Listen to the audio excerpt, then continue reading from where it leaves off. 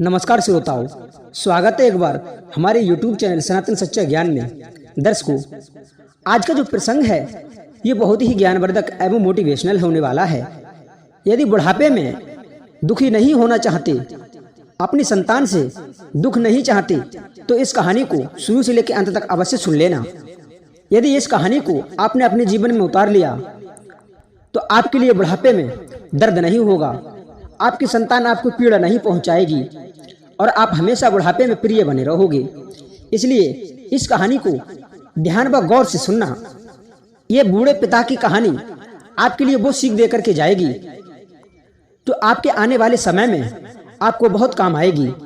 क्योंकि श्रोताओं, बुढ़ापा जो होता है वह एक कड़वा सच होता है। बुढ़ापा हर किसी पर आना है, इससे कोई भी वंचित नहीं रह सकता। और मनुष्य के ऊपर जब बुढ़ापे की लाठी पड़ती है तो बहुत ही दर्दनायक होती है।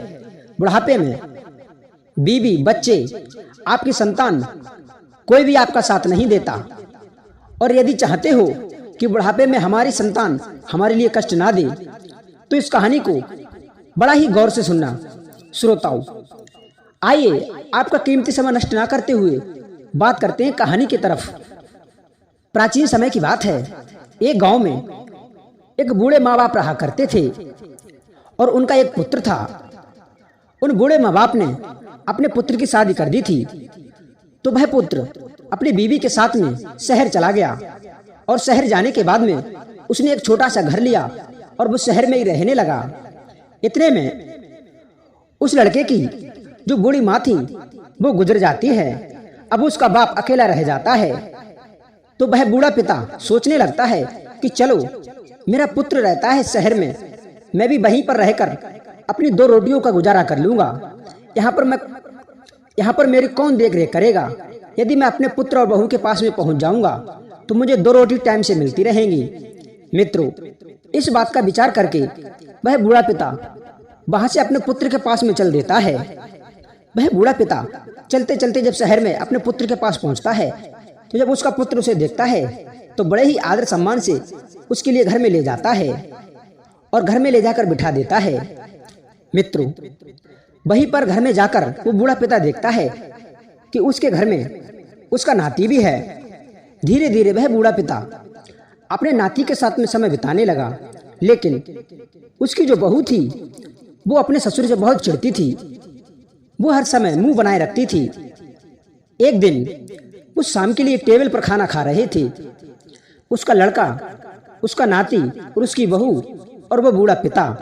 तभी क्या होता है कि वह बूढ़ा पिता कमजोर होने के कारण जब खाना खा रहा था तो फिर उसके हाथ से भोजन छूटकर टेबल पर गिर जाता था और टेबल गंदी हो जाती थी। यह सब उसकी बहू देख रही थी। तो उसकी बहू मुंह बनाने लगी और वो अपने पति से कहती है कि सुनिएगा, ये रोज रोज भोजन गिरा देते हैं, मेरे से ऐसी सफाई नहीं होगी। इसलिए आप एक काम करिए, एक पुरानी सी टेबल लाइए और लकड़ी के बर्तन बनवा के लाइए और अपने पिताजी के लिए उस कोने में रख दो। वो वहीं पर भोजन करेंगे, मेरे लिए रोज रोज साफ नहीं कर पाएगा।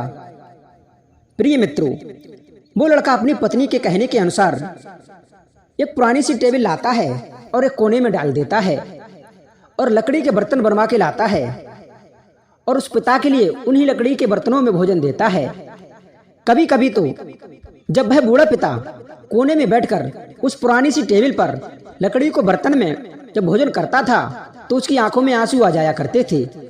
और वो दोनों पति और पत्नी जब भोजन करते थे तो उनकी दृष्टि भी उनके पास पहुंच जाती थी, लेकिन उनके लिए कोई असर नहीं पड़ता था। बूढ़े पिता की आंखों में आंसू देखकर भी उनके लिए कोई भी अफसोस नहीं होता था। लेकिन दर्शकों, वो कहा जाता है ना कि जैसा बीज बोओगे वैसा फल पाओगे। ऐसे ही कुछ समय व्यतीत होने के बाद में उन्होंने क्या देखा कि उस लड़के का जो पुत्र है, उस बूढ़े पिता का जो नाती है, वो जमीन पर बैठकर लकड़ियों से कुछ कर रहा है, लकड़ियों से कुछ बना रहा है। तभी वह लड़का कहता है कि पुत्र, तुम जमीन पर बैठकर क्या कर रहे हो? आओ टेबल पर बैठो और भोजन कर लो। उसकी माँ भी कहती है कि बेटा, तुम ये क्या कर रहे हो? जमीन से उठो और टेबल पर बैठकर भोजन करो। तभी वह लड़का बहुत सुंदर जवाब देता है और कहता है कि हे पिताजी, मैं लकड़ियों के बर्तन बनाना सीख रहा हूँ। तभी उसका पिता जवाब देता है, बेटा तुम लकड़ी के बर्तन क्यों बना रहे हो?